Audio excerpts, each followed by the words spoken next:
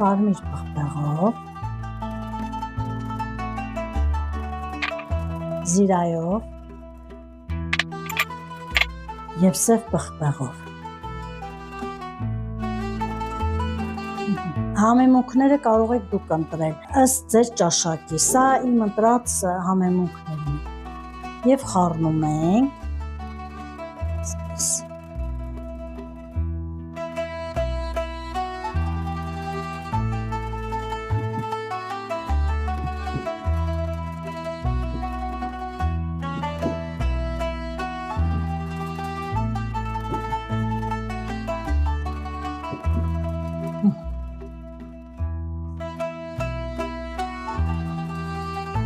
Սա թողնում ենք մի կողմ